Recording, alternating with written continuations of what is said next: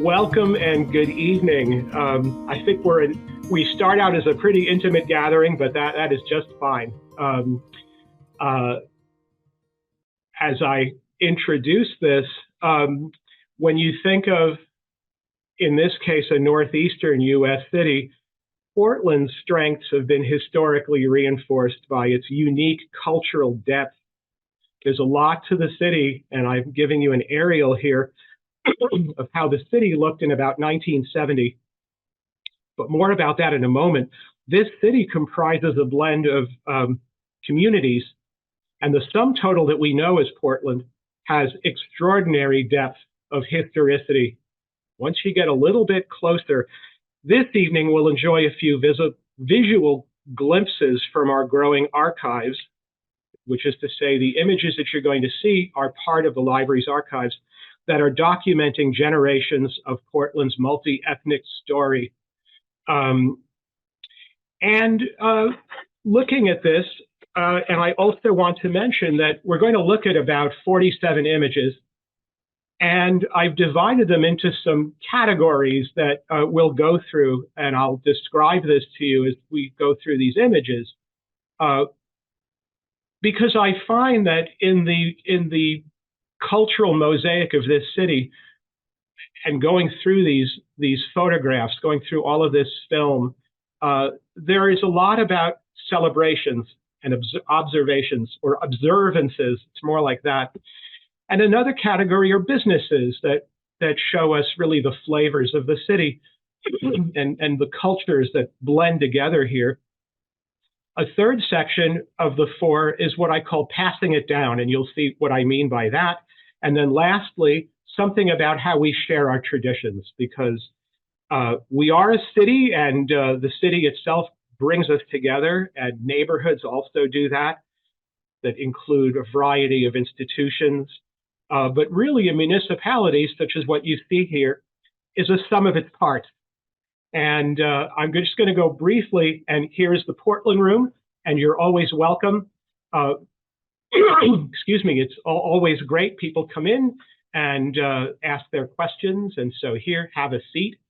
And a little bit about giving ourselves opportunities to get closer to the city, our community, and experiencing some of that cultural mosaic that gives Portland its uniqueness.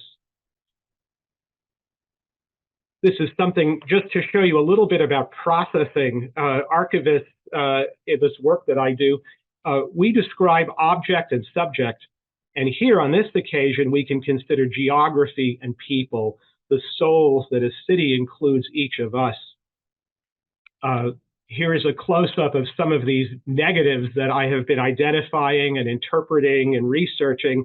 And so it's an adventure of organizing these particles into archival components, which is to say, understanding what the materials represent. And I want to just talk about reading an image. And so we're just going to look for a few. This is really a sampling that you'll see this evening. When we talk about reading an image, I found this early on. This is a wedding, as you can see, and it happened in Bayside in 1938. The inscription was something that I had to research because I noticed it right away. This is written in Norwegian, and it is Zephaniah chapter 3, verse 17, and you have a little bit of that written on the wall. The wedding was in a church on Wilmot Street in Bayside, which has a history of or I should say there is a Scandinavian and German and Armenian history in Bayside, among other very multi-ethnic neighborhood.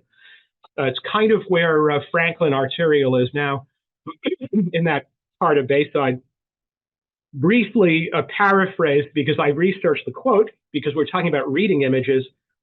This is to say, in Norwegian, God is with you, giving you saving strength. So that's a rough paraphrase. The church was called the Scandinavian Bethlehem Church, and it was at 47 Wilmot Street. And I found this early on because the collection ranges from the 30s to the mid-2000s. And I want to show you something at the end of the slides in which I would love for viewers, and you're welcome to doing this, to add to this mosaic. But we'll look at this first. So early on, I saw things like this and images like this. This is taken in 1957. And reading the image, there are things we can immediately read. And then in research, I found out that this was taken in August of 1957. It was printed in the newspaper. And you can see the group has the sheet music to Blueberry Hill. That was an extremely popular song, and it made the career of Fats Domino. And that was released in 1956. In 57, when this was taken, that was when Elvis also, he covered this song. And this is taken in Portland. We're starting to see some of that history. And then reading images, once again, sticking to this idea of reading a photograph, the way you read a book. I found this as well. This is St. Patrick's Day, as you can probably guess. And this is the Brackett Street Parade. This is a parade that it's every year, and it happens here in the West End. And this was taken on St. Patrick's Day in 1994. And we have, again, some more of the flavors and colors of Portland. Maybe you've seen this, and it will happen in a couple of weeks. This is another image that I found early on, and it really impressed me researching this. This was taken in 1946, right after World War II. And maybe you can recognize this location. This is Custom House Wharf, and these are members of the National Maritime Union. So these are waterfront workers, and you can see it's a very integrated group. And you might recognize that if you were taking this picture and you spun around, you would be looking at Harbor Fish Market. Maybe that rings a bell. You're looking at Custom House Wharf, and these are Union brothers, and you can see they probably were dressed for a meeting, and here they're posing for the camera. And here we're reading an image of people reading an image. This was an Armenian heritage event. This was taken in 1996. And you can see that here we have yet another important part of Portland's culture, and they're identifying pictures. And I think this is certainly appropriate to what we're doing here. And again, reading an image, what's going on here, and that's exactly what's happening. The commemoration event was sponsored, and this is in 1996, by Portland Stage Company. And these are members of the Armenian community in Portland. Here we see a procession in 1967 of NAACP leaders, and they're at Congress Square. You might recognize that Congress Square is behind them. They're on Congress Street, and you might recognize some of the stores that are in the background. The gentleman on the right, all the way on the right, is Congressman Gerald Talbot, who was Maine's first African-American legislator. So this is 1967.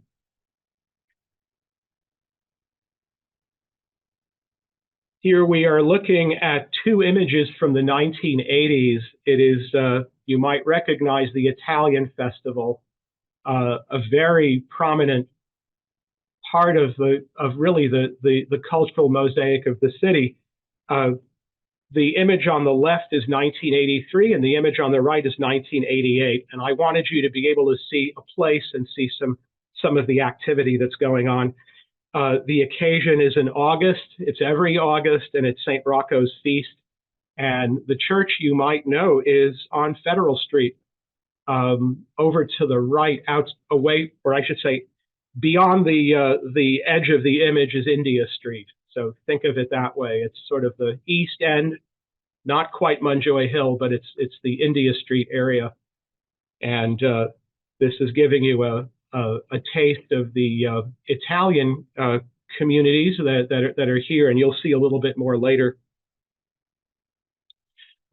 Excuse me. These are images from 1998. And this represents just a bit of the Cambodian and Chinese communities that are here in Portland. And it is a Buddhist ceremony that you're seeing. And this was covered by the Gannett photographers. And I made it I made it a triple photo comp so that you could see some of what's happening in one screen. But this is in 1998.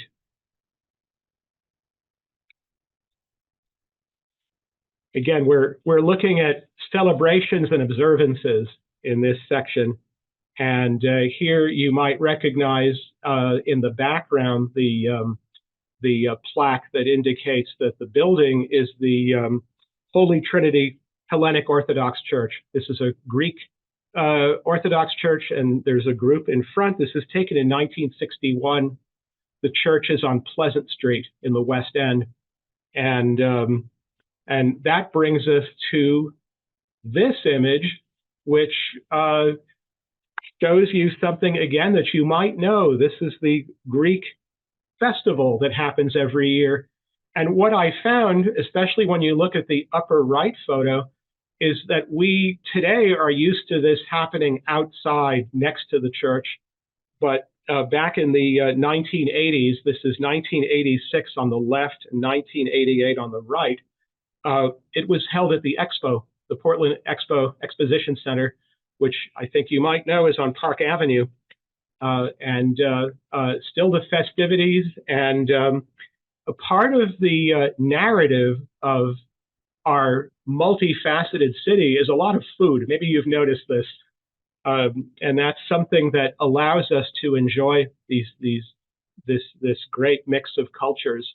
And then it becomes something just very Portland, the Italian festival, the Greek festival, etc., St. Patrick's Day.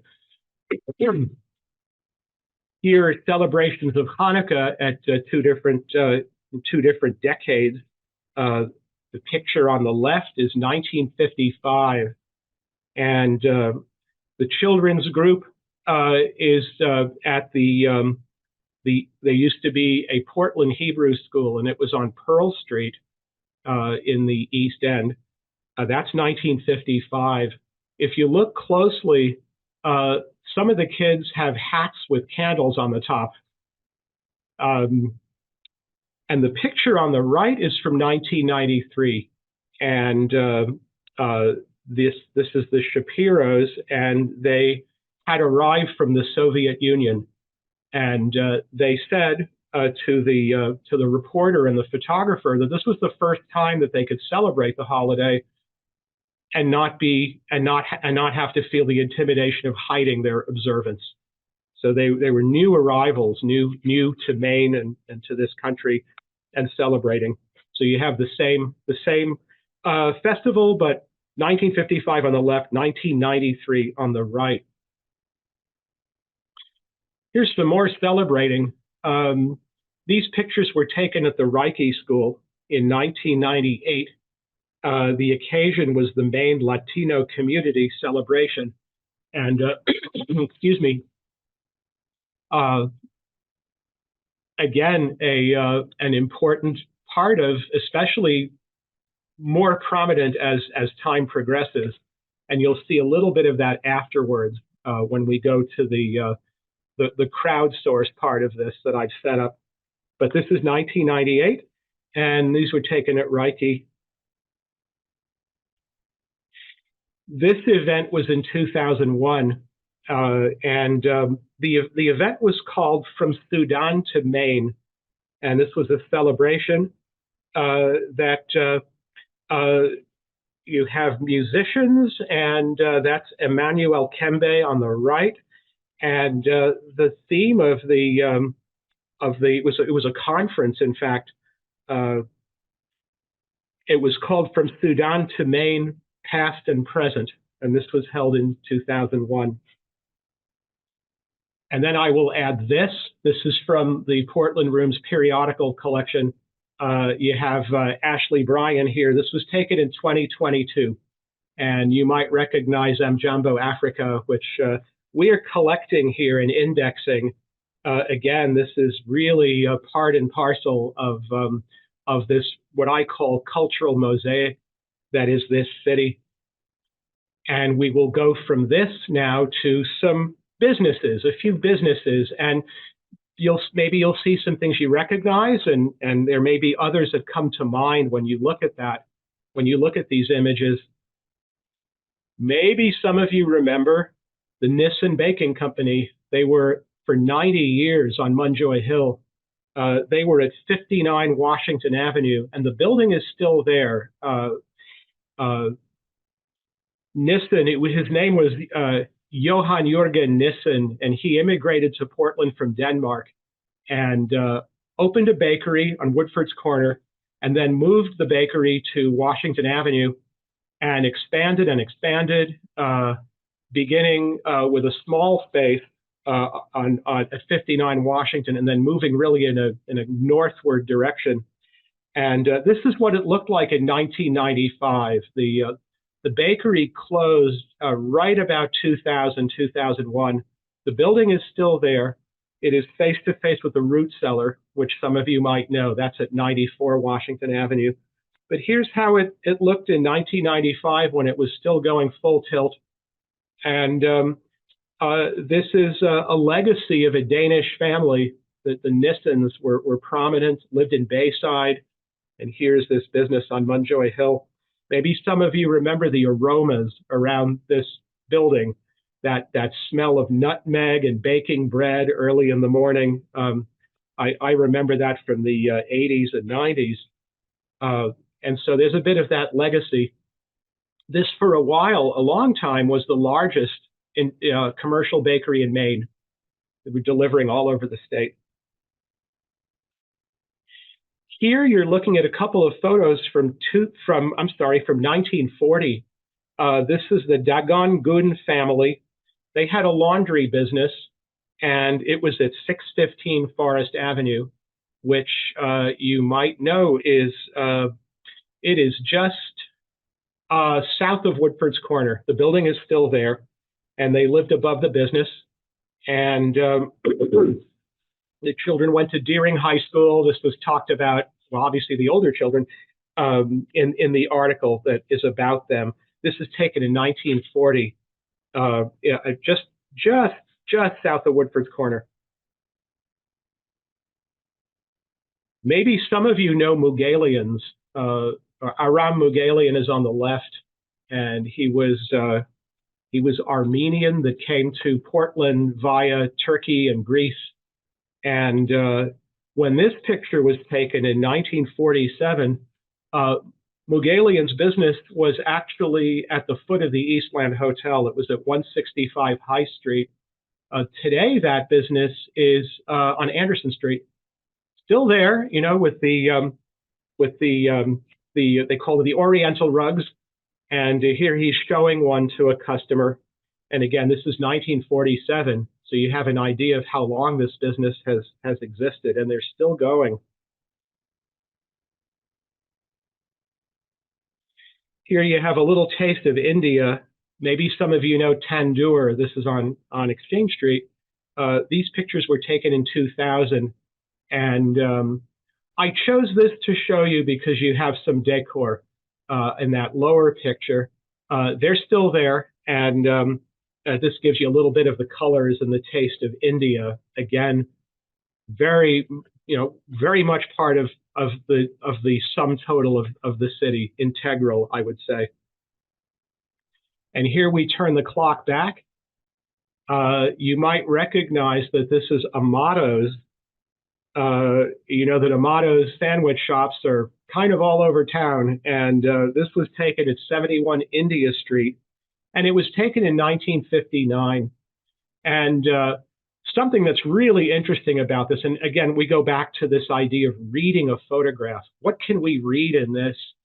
This is John Amato on the right, and he is explaining to a reporter, and you see her with her notebook, how to make an Italian sandwich. If you look closely at this, and you've got the contadina oil, and you can even read the beer labels, and there's the bread, and look at the price board. I have a detail that I'll show you in a moment.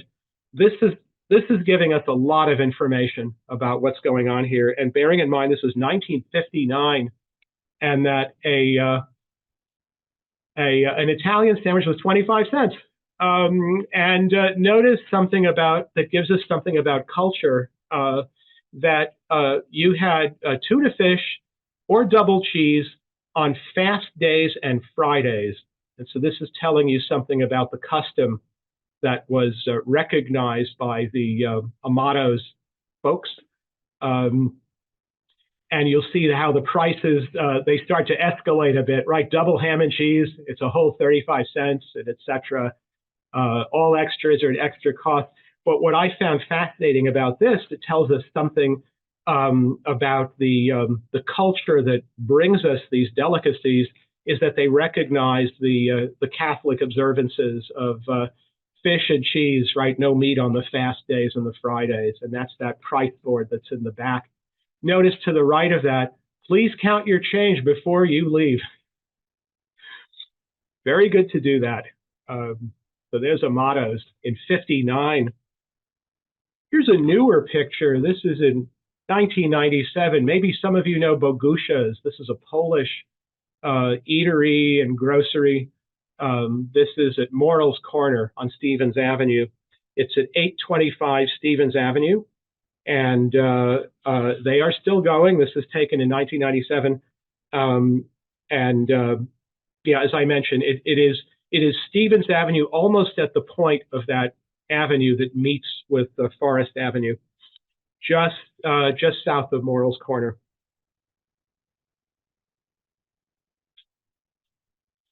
And here we're back on Munjoy Hill. This is the new market, NU Market and Restaurant. The specialties were really Vietnamese, Asian, but especially Vietnamese, and a family business. Very, very much part of that cultural mosaic that I'm referring to. You have a very proud family with their business, and this is taken in 1991. And the address was 44 Washington Avenue. And if you go to 44 Washington Avenue now, you'll notice it's called the African Grocery Store. So this is really giving us some Munjoy Hill history as well as general Portland history, and how we are just adding these facets. A wonderful family business. This is a few doors from the root cellar. And we come to a category that I call passing it down. Maybe some of you remember Lacuzzi's Bakery. That was very popular, and it was at the base of Congress Street, 945 Congress Street. And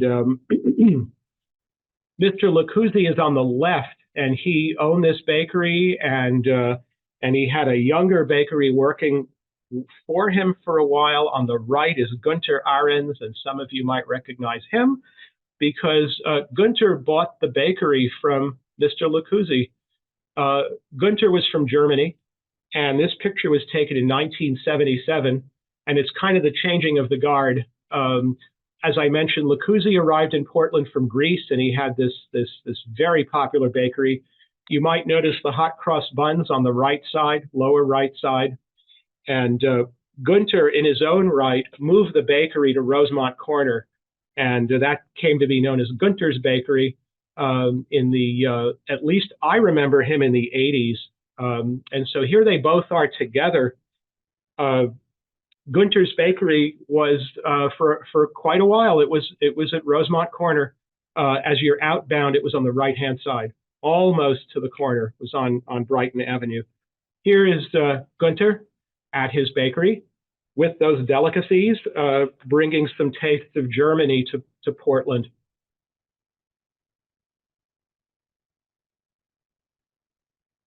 Here's another a pairing, because you'll see another photo after this that I call passing it down. This was the famous George's Delicatessen.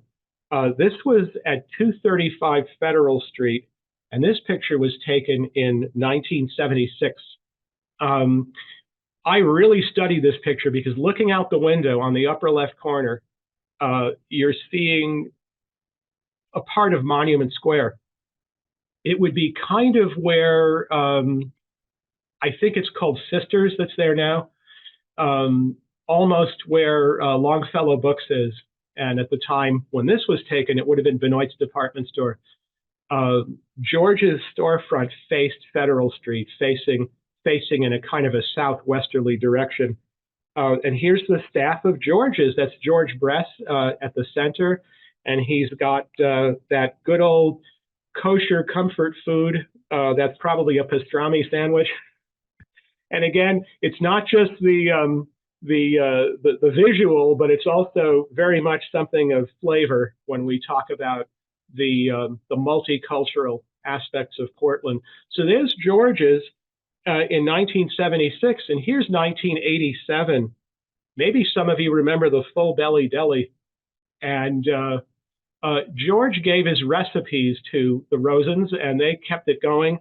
They were on Brighton Avenue, right about where Nason's Corner is today.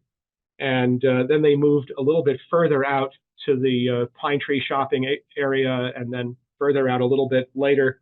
But this is 1987, and here you have the family with David Rosen with the Full Belly Deli. Again, 87, and George's was 76.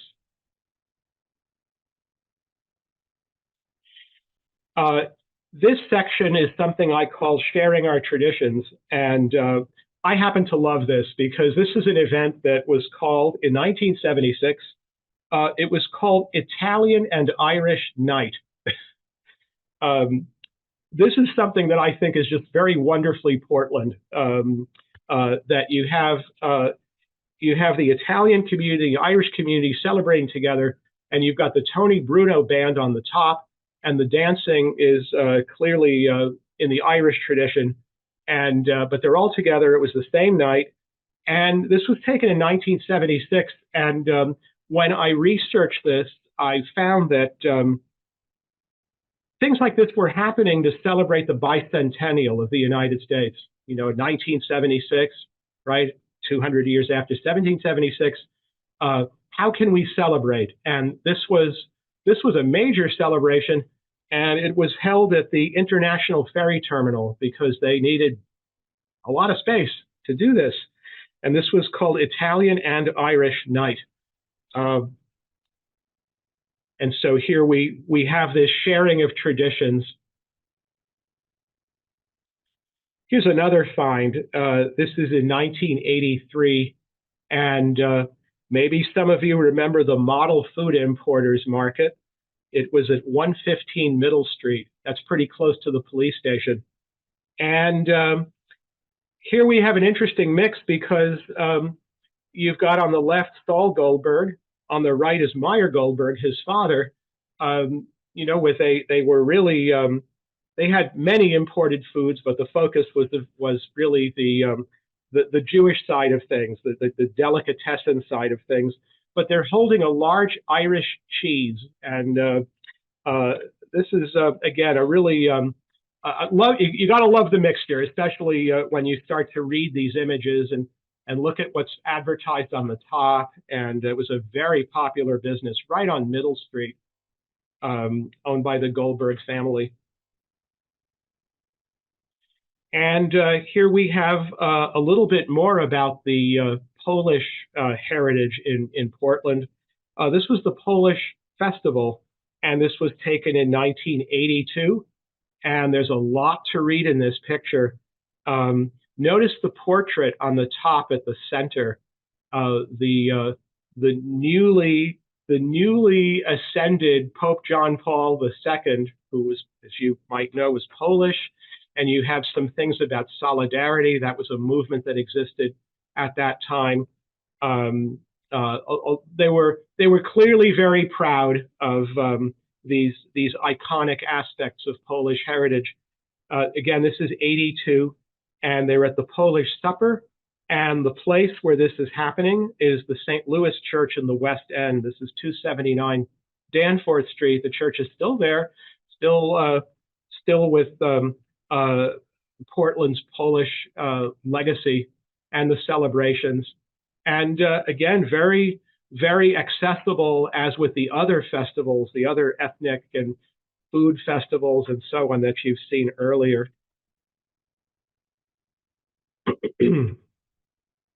This was taken in 2000, and these are students at Portland High School, and they're recording and translating childhood stories. And the kids are Somali, and they are remembering and recording childhood stories. And there is a linguist with them from Cornell University, and they are translating and recording their reminiscences. Young people, but still with depth of reminiscence.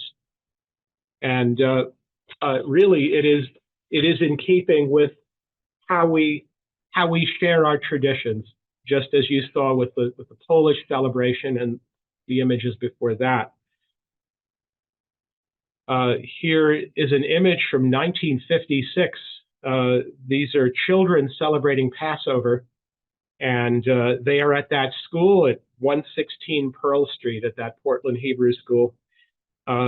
These are, again, young people celebrating something quite ancient, and the Seder, and again, very, very much part of the fabric of this city. I noticed right away how serious these children look. They look very, very serious. This is quite impressive. As is this. We have a photo from 1997, and you might recognize this as an observance of Kwanzaa in December 1997. Again, all these photographs you're seeing were taken here in Portland. From the periodical collection here in the Portland room is an issue of the Portland Independent. It was a very popular newspaper. This is from 1979. And that title is very interesting because it says, if you're interested in traditional Irish music, you're living in the right place. There are Irish musicians all around, and this is speaking about Portland. And the article and the contents are telling us why this is so. A lot of traditional music, and maybe some of you have heard some over the years here in Portland or the Portland area as well.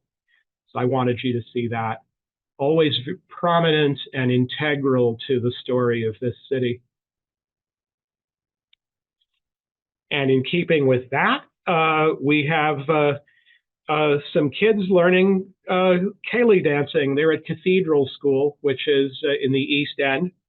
And some of them are flying in the air. And I love the student that is looking at the camera. Oh, look, a photographer.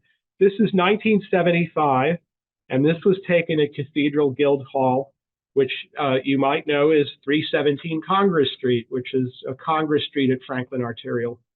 And they're learning the steps and really sharing the traditions, as this category is that I put together. And here are members of the Armenian community, also in 1975, and keeping the tradition alive. Once again, it's 1975, just as the kids that were ceilidh dancing. This is in 1960, and these are young members of the Rainbow Girls, and they are in their Norwegian attire. Again, reading these images, you might recognize if you know the traditions. There are things to recognize, but don't you love the sneakers on the Rainbow Girl on the left? After all, we are in the U.S. and it is 1960, but they are dressed in very, very traditional. I'm guessing there's a lot of red in their outfits. And they were part of a cultural event involving the heritage of Norway and probably Denmark as well, with this large community here. An image, one more from the Portland Hebrew School. This is 1947, and the principal of the school.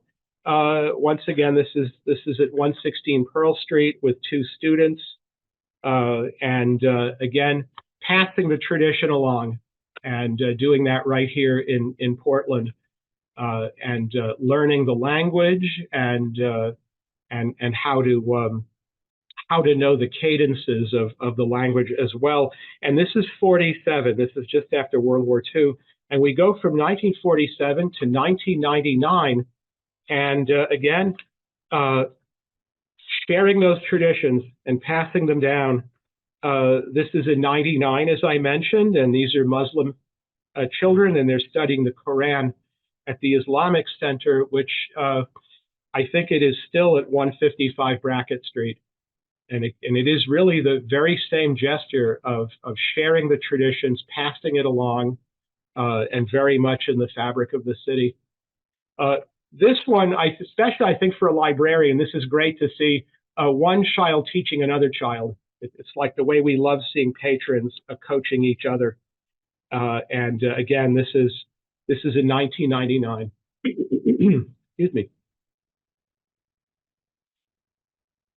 And this is a scene from the Reiki school, and the children are a great mix of children, you know, as it is at Reiki, but they're getting a taste of the Cambodian language and the alphabet, and they're being taught by a teacher who is a native Khmer speaker, and the occasion was the Buddhist New Year.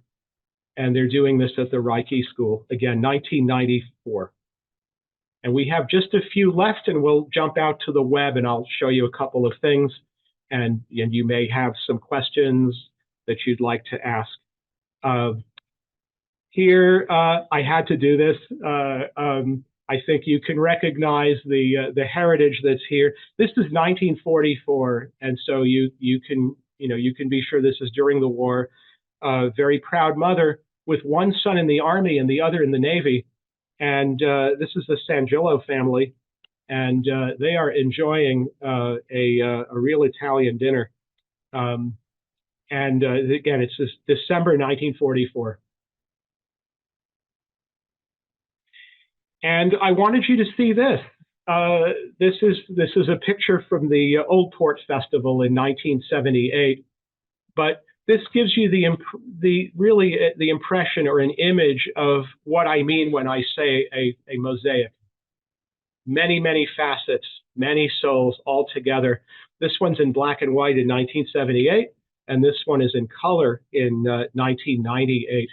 But this is what makes a city, and maybe you agree. And from here, I'm going to go to the web. Let me see if I can find this. Here, let's do this, and I'll quickly go to this. I'd like you to see this, and then we'll go to any questions that you may have. This is the library's website, and you go to portlandlibrary.com. And what I want to draw your attention to is under topics, you'll see something. Portland History will send you to this department, to the Portland room. And Digital Commons is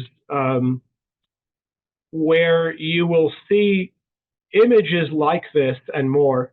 And it is the still film negatives that I'm working on and doing a lot of this discovery. And this is where you can type in a term, and we could say something like, oh, why am I thinking of the Village Cafe? Why not? But it's just that you can run a search. I just want to show you how this works, and do enjoy this and get into this. Here are some views of the Village Cafe that you might remember. It was at the foot of Munjoy Hill. And if you look at where my cursor is, this is how you can fill the screen with the images. And I'm just hitting the escape button to go back to this. And there are always these descriptive notes, which I write when I do this research. And another thing I'd like to show you is that I have put together a collection of menus. And some of you might remember Hu Shang, and you can read the menu. People seem to love this. I'm hearing from a lot of people about how they go to these menus and they download them. And there's a button here, and of course the menu's from 1982, so that the prices are very interesting to look at. But you will see, and I'll go back to this. This is a site on Digital Commons of menus, and they're all from the 80s. Some a little bit before, some a little bit after. There's the Carber's menu, etc., and they're all downloadable, and you can access them that way. And the last thing I'd like to show you, and this is really with an invitation to get involved, is where you see digital archives right here. Scroll a little bit lower, and there's something called the Portland Contemporary Archive. And what I'm hoping to do, and you click on Browse the Archive right here, is that this is a way to extend this cultural mosaic. And I took a few pictures and uploaded them, but you can certainly contribute images, and you can tell us about what you find as part of this cultural mosaic. For example, I went to the Armenian Memorial that is near Cathedral on Cumberland Avenue, and I took these. And I have a friend who is Wabanaki, and he made a satchel for me, and I photographed that. Some of you might know La Bodega Latina in Parkside, and I took these. But something like this invites your participation. And what you would do is go to this site, and there's something here called, whoops, I should do this so it's easier to see. Contribute an item right there. And this is where you can upload an item and send it in. You can also email it. You can email it to the Portland Room. But I would love to see, and I think just the general community would all love to see more of this, because a collection that stops in about 2005 will essentially stop right there. And here is a chance to look at what's contemporary, and that contributes to this, not to overuse the term, but this cultural mosaic that we're talking about, this sum of the parts that is this city. And I'm going to do this now, and it's back to us. Thank you. Thanks, Abraham. You're welcome. We do have some time left. Does anyone have any questions for Abraham about this, what you've just seen, or anything else that is in our archives? Even memories. Anyone remember Gunter's Bakery? I do. Yes. I have a good amount of photos from what there was a Maine International Multicultural Festival for about 4 or 5 years. Mm-hmm. And I was one of the organizers, and I several years I would go around to each booth and take a picture. So I have a lot of documentation. Wonderful. And so far, I still remember a fair number of names. So I would love to get those to you. I'm not a good scanner, and there's a bunch, but I'd like to get those to you before my memory of who's who fades completely. Stop by. Right. I remember these events. Yeah, we had it was like a 10-ring circus. We had performers, demonstrations, food. Almost every cultural group was represented. Yes. Including a few years we had basket makers from the Passamaquoddy tribe. Oh, great. So I think it was one of the first times that they were visible south of Bangor. Yeah, I remember these. I worked as a teacher at the Root Cellar from 1998 to 2010, and we were always there. And I remember the events at Deering Oaks very well. This is different. This is not that. This happened in the 80s, and it was the first. Oh, I'm thinking the Festival of the Nations. Okay. Right. Yes, right. yes. Yeah, which is, I mean, there was an event that preceded ours that was at the Eastland, and then Mhm. that kind of died off. And the Multicultural Festival was first at King Middle School, and we outgrew it immediately. And then Mhm. it was at the Expo, and it was organized through Portland Adult Ed. Mm. And then, of course, it got so successful, it took up too much time for us, so we had to let it go. Yeah. Well, I look forward to your visit. Very Uh, good. I'll Give me a shoot you an call so email that or, we can yeah. time your visit, and that's great. That's Oh, wonderful. good. Yeah. I Thank should you. add that the archives here has the complete, because I process this for children's theater. They're the longest running children's theater in America, and the archives are here, but they are, as you know, they're now at Thompson's Point. And when they need something, obviously they call me, and I Dropbox things to them. But children's theater has been around for such a long time. Now they're on their centennial because they started in 1924. But I get alumni of children's theater coming here. And a group that was in children's theater in the early 60s gave me a group of posters. They wanted to put them into the archive, and I added them. So your comment, Solange, is a bit like that. This is adding to these facets. That's great. Yeah. And it was a I've got, very, very enjoyable visit when they came here. They wanted to see great. the archive. Yeah, actually, I probably have other bits and pieces Sure. of stuff. Well, I'll look forward to that. Yeah, Thank yeah, you. that's great. Thank you. Thank you. Yes, it looks like we have another question from Tobin. Yes. Good evening. Yeah, thank you. Yeah, thank you, Abraham. This was a fascinating presentation. Really, really interesting stuff here. Really enjoyed it. So thank you. I was just wondering if there's ever been any sort of like book compiled with some of these images, or are they all just kind of living for browsing on the website or in the library, or where can we access some of them in the future, maybe to show others or something like that? Great question and comment. Digital Commons that I showed you is how you will see just about all of these. Something I should mention is that I have recently discovered these images, and this is all in process. And certainly down the road, there's a lot of room and possibility for publication or organizing things like this. It's fine, not a problem.